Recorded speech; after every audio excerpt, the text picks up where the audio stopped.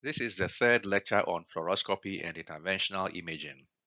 Our objectives for today can be placed in two broad categories. First, we shall look at ways to reduce patient dose by making adjustments to technique factors. Next, we shall look at ways to reduce staff exposure by using time, distance, and shielding principles, and then end with some state and regulatory limits for both patient dose and staff occupational exposures. Technique factors affecting dose and image quality are listed here. These are kV, MAS, pulse per second, frame rates, field of view, magnification modes, anti-scatter grades, cine or recording modes, DSA and bolus chase modes, filters like copper and aluminum, high, medium, and low detail programmed techniques, as well as flavor 1, flavor 2, and flavor 3 program techniques. KV and MAS both affect dose and image quality. Low KV is good for contrast because of photoelectric interactions, but has low penetrability due to low energy. It also means more absorbed dose for the patient because of more low energy photons in the beam. High KV means more scatter and low contrast because of increased Compton scatter relative to photoelectric interactions, but there is more penetrability and lower absorbed dose due to high energy photons in the X-ray beam. MAS also affects dose and image quality. Low MAS of any quality means less photons for image formation and poorer contrast and lower image quality. Higher MAS means more photons for image formation and higher image quality because of better contrast, but also means higher patient dose. Low MAS means lower patient dose. Manufacturers optimize the relationship between KV and MAS by using quality curves that allow the machine to change KV, MA, or both to maintain image quality and lower dose. The graph here shows how pre-programmed automatic exposure rate compensation curves are used. Cine or record modes are used to record videos during cath lab procedures. These modes are typically the highest dose modes available on fluoroscopy machines. Cine modes can be up to 50 times higher dose than standard fluoroscopy modes. DSA and bolus chase modes may be as high as Cine modes. Patient dose can be reduced by limiting the use of Cine and bolus chase to situations where it is absolutely necessary. Cine modes have a separate pedal for activation. Foot pedals can be linked to a low-dose mode if it is linked to a low-dose program. Also, by minimizing foot switch time, you can reduce patient dose and staff exposure. This image shows how a grid switch technology offers reduced dose by eliminating radiation from high-tension cables. This results in a cleaner imaging pulse without the ramping and trailing edges. Another dose reduction technique is the use of metal filters in the X-ray beam. Filters also shift the beam spectrum, so the image receptor is optimized for the spectrum when the filter is in place. This allows image quality to be maintained when the filter is in place. Different thicknesses of filters are used. Some manufacturers offer 0.1 to 0.6 millimeters of copper. Philips offers pre-filtration with 0.4 millimeters of copper. Siemens has the Care filter package, which adjusts the filter and tube power based on patient thickness and C-arm angle. The right image shows the filter location relative to X-ray tube output port. The bottom left graph shows how filters reduce entrance doses for various patient thicknesses. Obviously, more filtration leads to less patient entrance dose. Programmed technique factors are used to reduce patient dose and optimize image quality with the push of a button. These pre-programmed buttons have different names depending on the manufacturer. Some of the names used are low dose or low detail, medium dose or medium detail, and high dose or high detail. On some machines, the buttons are called flavor 1 for low dose, flavor 2 for medium or standard dose, and flavor 3 for high dose. Some vendors will program custom techniques for certain procedures. These are designed to reduce patient dose by up to 80%. For example, cardio versus EP echo programs on some Philips machines can be used if available. The influence of field of view on dose rates are shown on this slide. When field of view is reduced by using magnification modes, the automatic brightness compensation system will increase the dose to maintain image brightness. Another aspect of dose reduction is to use the appropriate collimation. Reducing the collimation will reduce the area irradiated and also reduce scatter, leading to better image quality. The above image illustrates that when collimation is used without zooming or magnification, the dose rate is unchanged. The bottom left image shows how a smaller collimation reduces the scatter and so avoids image degradation. Manufacturers display cumulative air camera and dose area products on the screen during fluoroscopy procedures. Cumulative air camera is the dose to a reference point called the interventional reference point. The interventional reference point is 15 centimeters from the isocenter towards the focal point. Air camera or cumulative dose displayed on the console screen is measured at the interventional reference point. Dose at the reference point is not necessarily the dose to the patient's skin. Reference point dose is fixed to the gantry, and depending on the orientation of the gantry, the reference point location may be below the patient's skin or within the patient's body. In situations where there are multiple gantry rotations due to dose spreading, the angles involved are considered as part of any skin dose estimation. Another way that has been used to estimate patient skin dose is to use the fluoroscopy beam on time. This approach is not very accurate because it does not account for contributions of cine recording, DSA, bolus chase, patient size, or beam angulation. Pulse rates can be used to reduce patient doses. Lower pulse rates mean lower patient dose. Pulse rates are combined with frame rates to reduce patient dose. It is possible to use 3 pulses per second for EP procedures to reduce dose. The top figure shows the relation between entrance skin exposure rates and various phantom thicknesses at different pulse rates. Percent dose is shown on the bottom figure at different pulse settings. Some equipment manufacturers adjust the X-ray spectrum, allowing shortened pulse lengths, and this also reduces patient dose. Whenever magnification mode is used, the dose rate increases according to the formula shown. Magnification modes should be used sparingly. The figure to the bottom right shows the dose increase for various magnification mode settings. In general, if you know the diameter of the image intensifier used, you can calculate the dose rate increase by taking the ratios of the squared diameters to determine the dose rate increase or decrease. The formula is shown in the top figure when the image intensifier areas are known. The bottom left figure shows how magnification can increase spatial resolution and decrease image distortions when an image intensifier is used, but it also reduces magnification gain, leading to increased dose rates. Geometry of table setup is important to reducing patient dose. Patient position relative to the focus and image receptor affects geometric magnification. When the patient is closer to the focus, the geometric magnification is higher, but so is patient dose. When the patient table is lifted so that the patient is far from the focus and closer to the image receptor, geometric magnification is less, and so is patient dose. Regardless of the geometry used, the patient's skin dose is not the dose displayed on the console. The displayed dose is measured at the interventional reference point and is independent of the table position used. The patient's skin dose is calculated by making corrections to the displayed skin dose when the table position is known relative to the interventional reference point, and other corrections are included. Various geometries are shown on this slide. Spreading the dose to a larger portion of the skin reduces the dose to an area of skin. This is an important technique for reducing skin dose, especially in long cases in the cardiac catheterization lab. In some machines, the angular positions of the gantry are recorded and used for correcting the dose displayed on the console. This gives a better estimate of skin dose and is a good indicator of whether there will be deterministic skin effects. Safety practices and operational methods are important to reducing patient skin dose. As part of patient dose reduction, it is important to use good practices and training. Simulators can be used to train for difficult cases before actually attempting it on a patient. Using proper projections like RAO versus AP or LAO helps to reduce dose. There are also software-based solutions like LessRay or Pixel Shine that enhances the image of an anatomy based on a small dose to that anatomy.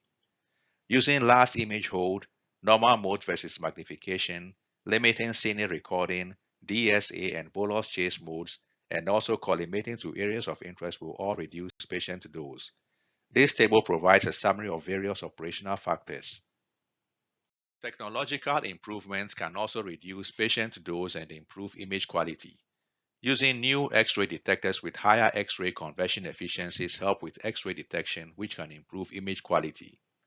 Newer generations are sometimes up to 25% more efficient than previous generations. Advanced image processing with noise reduction can lead to reduced dose with no reduction in image quality. Real-time skin dose monitoring, if available, can help physicians adjust their practice to deliver less dose. In some cases, customized image quality can be tailored for individual preference. Last image hold was mentioned previously. This imaging approach allows the last image acquired to be displayed on a screen next to the live image. You can reposition using live image hold without using radiation. You can also position shutters and wedges on the last image hold to improve dose reduction. Last image hold can be used as a reference, enabling radiation-free adjustments and filter position setting. The image shown here is from a feature called Care Profile on some Siemens machines. Being aware of patient dose at all times is helpful to reduce patient dose if it leads to adjustments in practice. The machine displays several pieces of information that should be recorded according to ACR guidelines.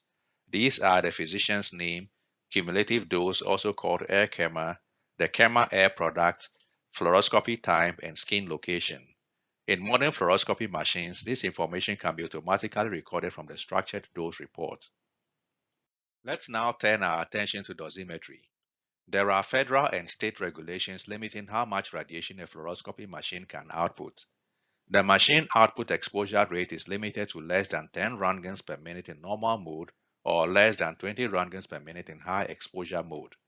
These limits are measured at 30 centimeters from the image intensifier surface for systems with automatic brightness compensation. When the high exposure mode is activated, an audible alarm is also activated to alert staff the high exposure is on. For systems without automatic brightness compensation, the exposure rate limit is 5 roentgens per minute. After 5 minutes of fluoroscopy beam on time, an audible alarm sounds to warn the operator of how much fluoroscopy has been used. The alarm stays on until it is reset. The table here shows some patient doses and procedures. The top table is for fluoroscopy examinations using image intensifier-based imaging and digital imaging. Digital-based imaging reduces dose by about half compared to image intensifier-based imaging. The bottom table compares the mean effective dose for some fluoroscopy procedures and relates it to number of PA chest X-rays. This table is more relevant for risk estimation. The dose levels and thresholds here are based on what is displayed on the console. The key thresholds are 3000 milligray, 5000 milligray, and 15,000 milligray. When the displayed air camera reaches 3000 milligray, the practitioner or some designated individual will announce to the team every 1000 milligray after that. For cases above 3000 milligray, the patient is instructed to examine their skin for erythema for 2 to 3 weeks. If there is reddening that does not fade after 4 weeks, the patient comes in for a consultation. For air camera greater than 5000 milligray, the RSO and medical physicist are informed, and the physicist can do a skin dose estimate. The result is part of the patient's record. A Joint Commission Sentinel event is initiated when the air camera is 15,000 milligray or greater. The radiation safety team and patient safety manager are informed. In the previous slides, we learned about ways to reduce patient dose. Now let's turn our attention to reducing staff occupational exposure. Because scatter from fluoroscopy is a significant source of occupational exposure, it is important to reduce fluoroscopy beam on time. The patient is a source of scatter radiation. The more radiation the patient receives, the more scatter radiation the staff receives. So reducing patient dose reduces staff exposure. The keys to reducing occupational exposure are to reduce X-ray on time, step away from patient to take advantage of inverse square law, and wear X-ray protective equipment. These are the 3 cardinal principles of radiation protection. We shall look at each in more detail in the next few slides. Those cardinal principles I just mentioned are also called ALARA principles. ALARA means as low as reasonably achievable. To reduce your occupational exposure to ALARA, limit your time around the X-ray beam. Maximize your distance from the X-ray beam and shield yourself from the X-ray beam. There is a rule that anyone other than the patient should wear X-ray protective equipment or be behind a protective shield when in a room where fluoroscopy is being used. Here are a few personal protective devices that can be used. In addition to wearing personal X-ray protective equipment in a room where fluoroscopy is being used, there are other additional protective shields that can be used. Let's look at each of them here. Image intensifier tower shields can be used. Ceiling-mounted LED screens can be used. Mobile shields can be used. Lateral shields and table skirts can be used. And a zero-gravity shield that allows more LED attenuation can also be used. Proper positioning of imaging equipment and shields is also important to protecting staff from occupational exposure. The proper orientation of the C-arm is to have the image receptor on the side of the operator so that it can block scatter from the patient and primary radiation from the X-ray tube. Other orientations can be used depending on the circumstances and shielding available. Look at each of these images. Here are more positioning images. Look at the location of the shields in these images. These images show the positioning of the hands when performing a task. A good practice is to keep the hands out of the primary beam. This is particularly important when wearing lead gloves. If the lead gloves are in the beam, the automatic brightness compensation will increase the exposure rate to maintain image brightness. This will increase dose to the patient and exposure to the staff. Personal dosimetry devices like badges are also important for monitoring the exposure occupational workers receive. Badges are worn at the collar level, outside the protective apron, or on the thyroid collar. If a staff member is pregnant and declares the pregnancy in writing, a second badge may be issued, and that badge is worn under the lead apron at the waist level to monitor fetal exposure. In areas where radioactive materials are handled, a ring badge is worn on a finger to measure the radiation received. These personnel badges are read monthly or quarterly depending on the facility, and the readings are communicated to the staff. Staff receive an ALARA letter if their badge reading exceeds a predetermined amount each quarter. ALARA 1 is when the badge exposure is 10% of quarterly limit, and ALARA 2 is when the badge exposure is 30% of quarterly limit. We will revisit these limits and rules in a different lecture. Annual limits for occupational exposure are shown on the figure. These are NRC regulations from Title 10 of CFR Part 20. NRC limits are 5 rem whole body exposure, 50 rem to the extremities, skin, and internal organs, 15 rem to the lens of the eye. For the eye lens, the ICRP recently suggested a more conservative limit of 20 millisieverts per year, averaged over 5 years, and a limit of 50 millisieverts in any 1 year. Fetal exposure limits are 5 millisieverts or 0.5 rem per 9 months. The table shows the various exposure limits from both the NRC and ICRP. To wrap up this lecture, I will review a few strategies and techniques that can reduce patient dose. A useful strategy is to start with the lowest pulse and frame rate setting and work up till you get an image that is acceptable. Program the lowest dose settings on the machine as the default setting. Remove grids for thinner anatomy and use pre-programmed techniques or have custom techniques installed that are to your liking. Adjust KV setting to take advantage of detector quantum efficiency and also when contrast is used. Use last image hold, frame averaging, and other tools to reduce dose. From the occupational exposure perspective, there are a few things that can be done to reduce exposure, and these are based on the ALARA principles. First, it is a requirement to wear personal X-ray protective equipment when in an area where fluoroscopy is used. Second, if you are non-essential to the task being performed, step out of the room when fluoroscopy beam is activated so that you can maximize your distance and minimize your time around the X-ray beam. Third, step behind a protective barrier when the fluoroscopy beam is activated. These are simple practices that can help reduce occupational exposure. Let's finish up with a few questions. First question, all of these are cardinal principles of radiation protection except, and your choices are time, mass, distance, shielding. The correct choice is mass. Second question, look at scatter profiles from these setups. Which setup is the best for reducing scatter radiation to the operator? The correct choice is number 1. Third question, which of these will result in a reduction in patient skin dose? Select all that apply. Your choices are A. Spreading the beam by using different angles. B. Moving the patient closer to the image receptor. C. Inserting a grid to improve image quality. D. Using a low pulse rate. E. Using a low frame rate. F. Magnification for better visualization. G. Adding copper filtration to the beam. The correct choices that will reduce patient skin dose are A. Spreading the beam by using different angles. B. Moving the patient closer to the image receptor. D. Using a low pulse rate. E. Using a low frame rate. G. Adding copper filtration to the beam. This is the last slide. Thank you for watching this presentation.